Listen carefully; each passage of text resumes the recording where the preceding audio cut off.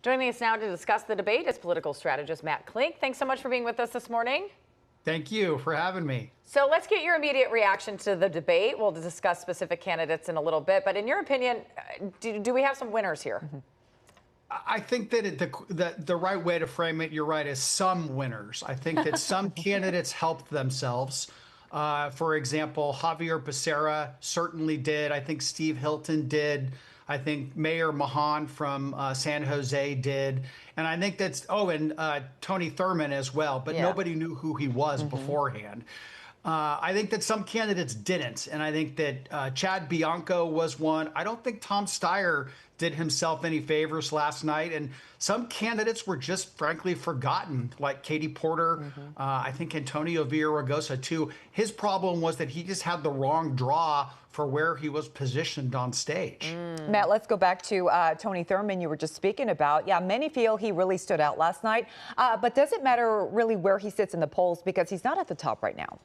No, he has 1% in the polls. So even if he were to triple his support, again, he's not going to resonate. He doesn't have the money to hop up on television for paid advertising, which is really what it takes to win in a state like California.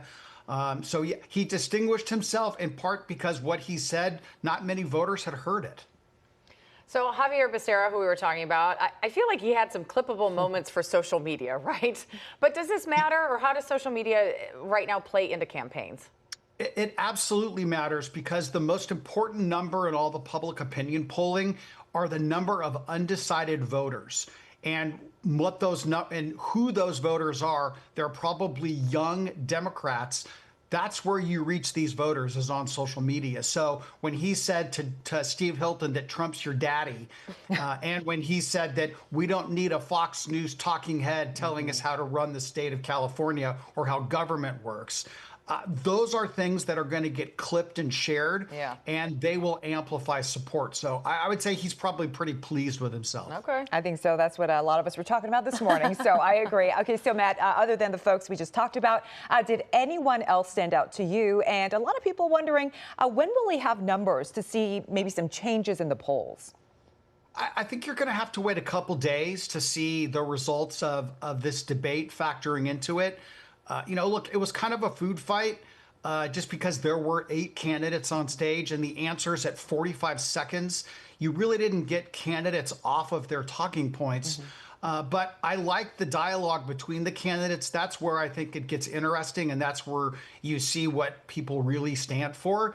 So look, the top candidates, I think, are going to stay at the top. Katie Porter is likely to continue to drop. She's just kind of evaporated.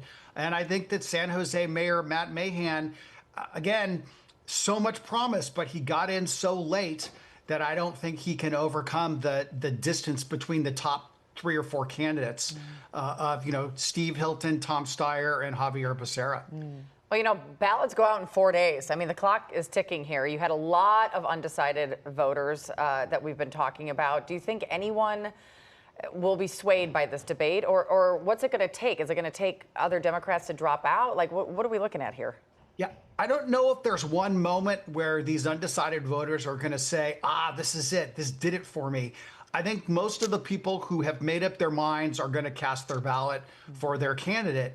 I think that those few undecideds, I don't know if they have a scale for when the timing is right, but they will be forced to make a decision, and rest assured that every campaign is looking at who those voters are and how they can reach them through multiple ways, through whether it's through television, through social media, through street, hitting them at their door.